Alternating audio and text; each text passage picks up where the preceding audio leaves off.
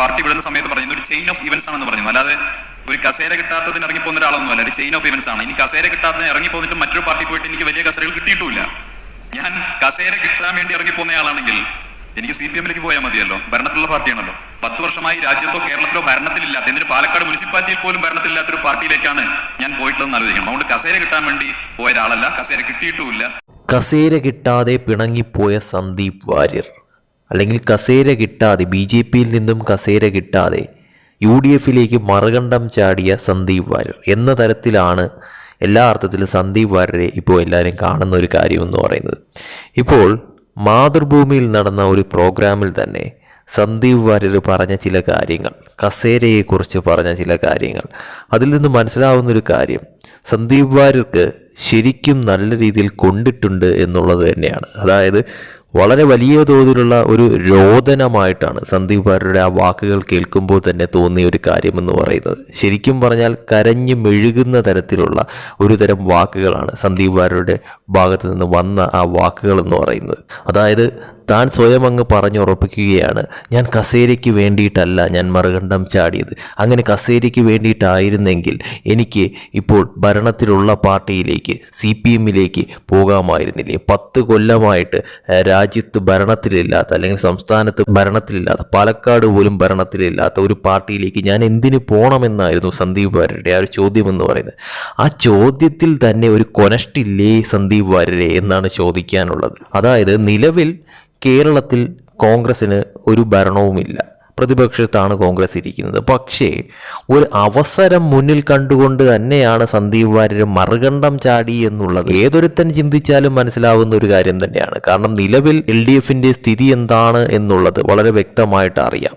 അതുകൊണ്ട് തന്നെ ഇനി 2026 അവർ ഭരണത്തിൽ വരുമോ ഇല്ലയോ എന്നുള്ളത് ഒരു വളരെ വലിയൊരു ചോദ്യം തന്നെയാണ്. പക്ഷേ നിലവിൽ ഒരു തരിയെങ്കിലും ഭരണത്തിൽ വരാനായിട്ട് ഏറ്റവും കൂടുതൽ സാധ്യത കാണുന്നത് കോൺഗ്രസിനാണ് എന്നുള്ളത് സന്ദീപ് വാര്യർക്ക് വളരെ വ്യക്തമായിട്ട് അറിയാം. അത് മുൻകൂട്ടി കണ്ടുകൊണ്ട് തന്നെയാണ് BJP-യിൽ നിന്നിട്ട് BJP-യിലെ ആരും തന്നെ എന്നെ ഗൗനിക്കുന്നില്ല, അല്ലെങ്കിൽ എനിക്കൊരു കസേര പോലും ആരും തരുന്നില്ല, അപ്പോൾ പിന്നെ ഞാൻ ഇനി ഈ പാർട്ടിയിൽ നിന്നിട്ട് കാര്യമില്ല എന്ന് വ്യക്തമായിട്ട് തന്നെ ആയിരിക്കണം.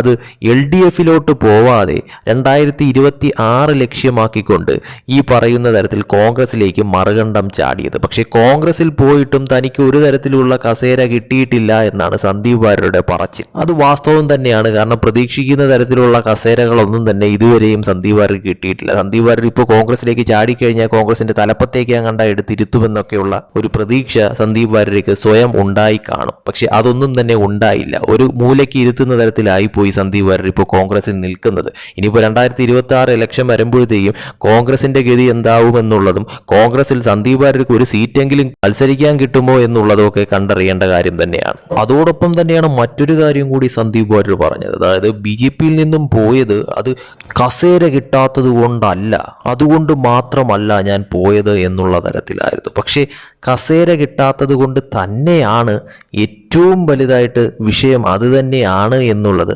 ആർക്കും മനസ്സിലാക്കാൻ പറ്റുന്ന ഒരു കാര്യം തന്നെയാണ് സന്ദീപ് വാര്യർ. കാരണം ആ ഒരു വിഷയം അന്ന് പാലക്കാട് ഉണ്ടായതിനു ശേഷം ഈ പറയുന്ന സന്ദീപ് വാര്യർ തന്നെ ഈ പറയുന്ന മാധ്യമ പ്രവർത്തകരോടൊക്കെ പറയുന്നത് എല്ലാവരും വളരെ വ്യക്തമായിട്ട് കേട്ട ഒരു കാര്യം തന്നെയാണ്. അവിടെ താങ്കൾക്ക് കസേര ലഭിച്ചില്ല എന്ന് പറഞ്ഞുകൊണ്ട് എന്തോരം തരത്തിലായിരുന്നു നിലവിളി എന്നുള്ളത് വാർത്താ ചാനലുകൾ ഒന്നടങ്കം കണ്ട ഒരു കാര്യം തന്നെയായിരുന്നു. BJP-ക്കാർ ആരും എന്നെ വിളിച്ചില്ല, ആരും ആശ്വസിപ്പിച്ചില്ല, ആരും അങ്ങനെ ചെയ്തില്ല ഇങ്ങനെ ചെയ്തില്ല എന്നൊക്കെ പറഞ്ഞുകൊണ്ട് പരാതികളുടെ ഒരു കൂമ്പാരമായിരുന്നു സന്ദീപ് വാര്യരുടെ ഭാഗത്തു നിന്ന് വന്നത്. എന്നിട്ടും കുറച്ച് ദിവസങ്ങൾ സന്ദീപ് വാര്യർ മിണ്ടാതിരുന്നു, ക്ഷമിച്ചിരുന്നു.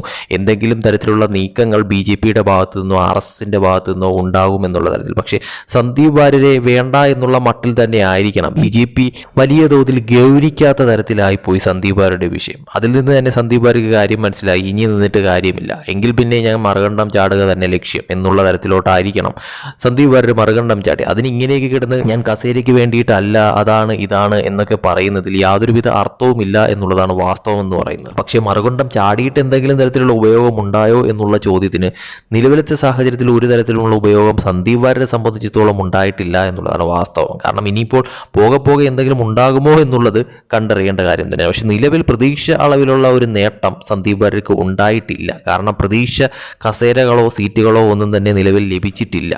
ഇനിയിപ്പോൾ അവസാനം കോൺഗ്രസിനും വേണ്ടാത്ത തരത്തിലോട്ട് സന്ദീപ് വാര്യരുടെ അവസ്ഥ മാറുമോ എന്നുള്ളതാണ് കണ്ടറിയേണ്ട കാര്യം. ശരിക്കും പറഞ്ഞാൽ മറ്റൊരു വിഷയമെന്ന് പറയുന്നത് ഈ സന്ദീപ് വാര്യർ ഈ BJPയിൽ ഉണ്ടായിരുന്ന സമയത്ത് ഈ സന്ദീപ് വാര്യരെ ഏറ്റവും കൂടുതൽ ആൾക്കാർ അറിഞ്ഞതും ആ ഒരു തരത്തിൽ ഒരു സപ്പോർട്ട് ഉണ്ടായതെന്ന് പറയുന്നത് അത്രത്തോളം പുള്ളി സംസാരിക്കുന്ന ഒരു വ്യക്തിയാണ്. ഈ പറയുന്ന തരത്തിൽ കോൺഗ്രസ് ഇപ്പോൾ നിൽക്കുന്ന കോൺഗ്രസ് പാർട്ടിയിലെ പല നേതാക്കന്മാരെയും BJPയിൽ നിലവിലുള്ള പല നേതാക്കളെക്കാട്ടിലും ഏറ്റവും കൂടുതൽ രൂക്ഷമായി വിമർശിച്ചിട്ടുള്ള അങ്ങേയറ്റം ആക്ഷേപിക്കുന്ന തരത്തിൽ വരെ വിമർശിച്ചിട്ടുള്ള ഒരു വ്യക്തിയാണ് സന്ദീപ് വാര്യർ എന്ന് പറയുന്ന വ്യക്തി. ആ വ്യക്തിയാണ് ഇപ്പോൾ കോൺഗ്രസിൽ നിൽക്കുന്നത്. ആ ഒരു സമയത്തൊക്കെ ശരിക്കും പറഞ്ഞാൽ സന്ദീപ് വാര്യരെ ഒരു തീപ്പൊരിയായിട്ട് തന്നെയാണ് പലരും കണ്ടിരുന്നത്. പക്ഷേ ഇപ്പോൾ ഈ പറയുന്ന തരത്തിൽ മറുകണ്ഠം ചാടിയതിന് ശേഷം ശരിക്കും പറഞ്ഞാൽ ഒരു കൊമേഡിയൻ പരുവത്തിലോട്ട് ഇപ്പോൾ സന്ദീപ് വാര്യർ മാറിയിരിക്കുകയാണ്. അതായത് സന്ദീപ് വാര്യർ തന്നെ വിചാരിച്ചിരുന്നത് താൻ ഇപ്പോൾ ഈ പറയുന്ന തരത്തിൽ ഒരു പ്രശ്നമുണ്ടായി, BJPയിൽ ഈ പറയുന്ന തരത്തിലൊരു പ്രശ്നമുണ്ടായി, താൻ പാർട്ടി വിട്ട് മാറുമ്പോൾ തനിക്ക് സപ്പോർട്ടായിട്ട് എന്തെങ്കിലും തരത്തിലുള്ള കാര്യം ഉണ്ടാകും, അല്ലെങ്കിൽ തന്നെ വീണ്ടും സപ്പോർട്ട് ചെയ്യാനായിട്ട് ആരെങ്കിലുമൊക്കെ ഉണ്ടാകും, BJP വിമർശിക്കാനായിട്ട് ആരെങ്കിലുമൊക്കെ. ഇതിപ്പോൾ നേരെ മറിച്ചാണ് സംഭവം, ഉൾട്ടയായിട്ട് മറിഞ്ഞിരിക്കുക. അതായത് സന്ദീപ് വാര്യരെ ഇപ്പോൾ എല്ലാവരും ഒരു കൊമേഡിയൻ രീതിയിലോട്ട് കാണുകയും ആ ഒരു തരത്തിൽ സന്ദീപ് വാര്യർക്ക് തലങ്ങും വിലങ്ങും കമ്മികളുടെ ഭാഗത്തു നിന്നും സംഘികളുടെ ഭാഗത്തു നിന്നും ഒക്കെ തന്നെ ട്രോളിന്റെ ഒരു പെരുമഴ തന്നെയാണ്. എന്തോ വലിയ സംഭവമൊക്കെ ആകുമെന്ന് പ്രതീക്ഷിച്ച സന്ദീപ് വാര്യർക്ക് ഇതിപ്പോൾ ഇരുട്ടടി കിട്ടുന്ന തരത്തിലോട്ടായിപ്പോയി. കോൺഗ്രസിൽ ചെന്ന് പെടുകയും ചെയ്തു. അവിടെ നേരാമണ്ണം വിചാരിച്ച രീതിയിലുള്ള സ്ഥാനങ്ങളും കിട്ടിയില്ല, കസേരകളും കിട്ടിയില്ല. ഇതിപ്പോൾ അവിടെയുമില്ല ഇവിടെയും ഇല്ലാത്ത അവസ്ഥയിൽ ലാസ്റ്റ് തൻ്റെ ഗതി എന്താകുമെന്ന് ചിന്തിക്കേണ്ട ഒരു അവസ്ഥയിലോട്ട് കാര്യങ്ങൾ മാറിയിരിക്കുകയാണ് സന്ദീപ് വാര്യർ ഇപ്പോൾ.